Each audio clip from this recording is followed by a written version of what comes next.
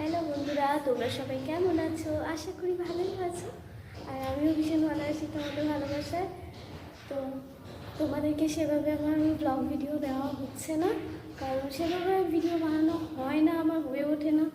তো তোমাদেরকে আজকে যেই জন্য আমি যেটা বলবো, যে জন্য ভিডিওটা বানানো হয়েছে, তো আজকে আমি দেখো পুজো দিতে যাব।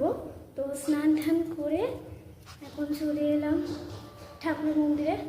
তো দেখো, তো গাইস দেখতেই পাচ্ছ, আমি ঘরে ঠাকুরকে পুজো টুজো দেওয়ার পর তারপরে তৈরি হয়ে কাজ আছে, তারপরে বেরোবো মন্দিরে। তো মেয়ে তো বাড়িতে নেই, মেয়েকে স্কুলে দিয়ে আসা হয়েছে। তো মেয়ে এলে, মেয়ে যাবে, আমার হাজব্যান্ড যাবে।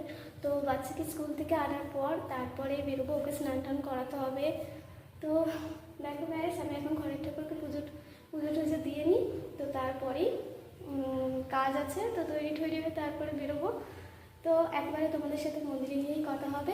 আর হ্যাঁ, কেন কী জন্য হঠাৎ করে মন্দিরে যাচ্ছে, তো সবটাই তোমাদেরকে বলবো। তো স্কিপ না করে পুরো ভিডিওটা তোমরা দেখতে থাকো। আর তোমাদেরকে যেটা বলা ছিল, আমার ইউটিউব চ্যানেলে নতুন হয়ে থাকলে প্লিজ সাবস্ক্রাইব করে দেবে, আর পাশে থাকা বেল আইকনটি ক্লিক করে দেবে। তো চলো গাইস, একেবারে মন্দিরে গিয়ে কথা হবে। তো গাইস, আমরা মন্দিরে চলে এসেছি। এই যে হলো মন্দির, হাই করে দাও। আর এইটা হলো পুকুর, এখানে পা হাত ধুয়ে মন্দিরে যেতে হয়। তো গাইস, মন্দিরের ভেতরে চলে এসেছি আমরা। দেখতেই পাচ্ছ, এটা শিব মন্দির।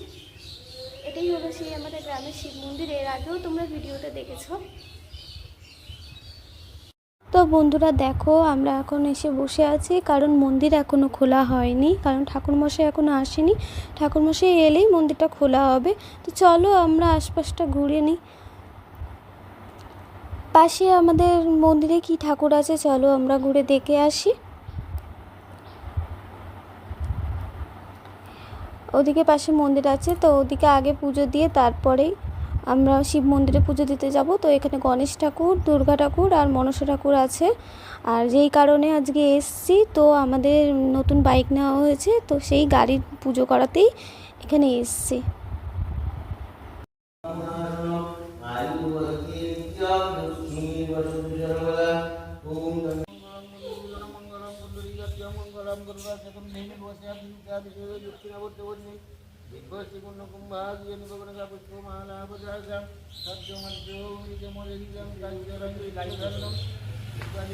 তো আজকে এইটুকুনি তোমাদের সাথে শেয়ার করা ছিল। Tata guys.